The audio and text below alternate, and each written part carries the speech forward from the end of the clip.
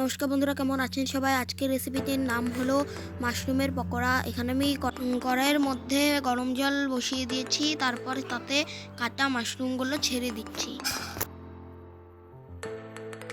Mushroom সেদ্ধ হচ্ছে, ততক্ষণ আমরা মশলা করে নিচ্ছি। মশলা আসছে পেঁয়াজ, আদা, রসুন, কালি জিরে, ধনে, জিরে ও সামান্য পরিমাণে লেবু। তখন আমি পেঁয়াজ দিয়ে দিলাম, তারপর আদা,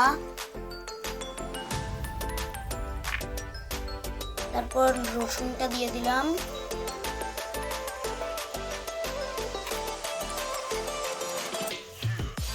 এবার ধনে দিয়ে দিচ্ছি। কালি জিরেটা আমাদের পরে দরকার হবে।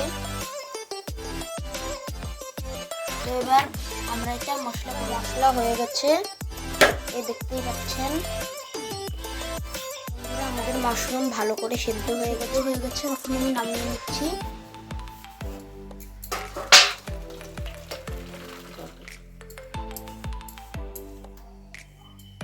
তেল ছেড়ে দিচ্ছি। এটা কিন্তু কোনো সর্ষের তেল না, এটা সাদা তেল। এটা ক্যামেরার জন্য দেখতে মনে হতে পারে, কিন্তু এটা সাদা তেল। আমি একটি আলাদা পাত্রে সেদ্ধ করা মাশরুম নিয়ে নিচ্ছি।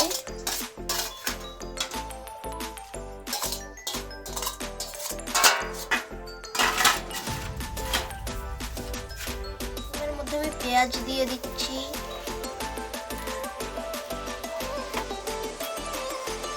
তারপর তাতে বেসন দিয়ে দিচ্ছি।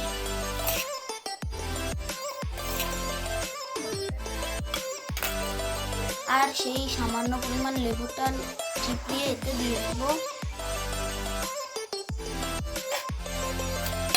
তারপর মশলা করা ছিল, সেই মশলাটাকে এখন আমরা দিয়ে দেব।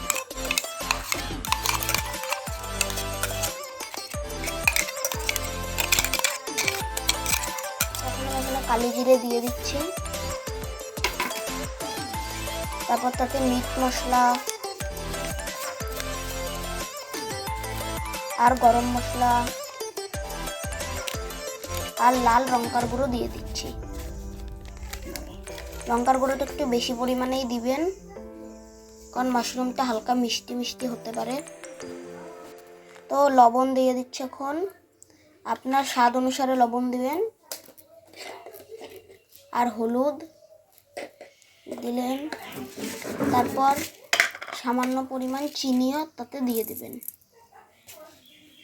কারণ আমরা যেহেতু একটু লঙ্কার গুঁড়ি বেশি দিয়েছি, তো বেশি ঝাল না হয় তার জন্য আমরা একটু চিনিও দিয়ে দিই। এটাকে আমরা ভালো করে মেখে নেব। আমাদের ভালো করে মাখা হয়ে গেছে, এখানে তেলও গরম হয়ে গেছে। এবার আমরা তেলে সেই বড়াগুলো ছেড়ে দেব।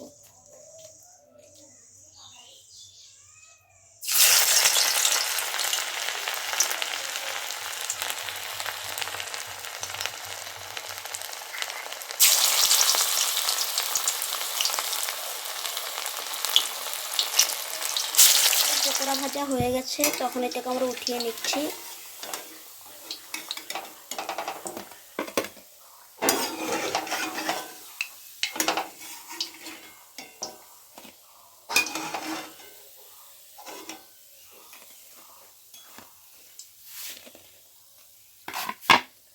তো এই পকোড়াটিকে বাড়িতে অবশ্যই বানিয়ে খাবেন, খুবই ভালো হবে। রেসিপিটি যদি আপনাদের পছন্দ হয়ে থাকে, আমাদের ভিডিওকে একটি লাইক ও সাবস্ক্রাইব করে দেবেন।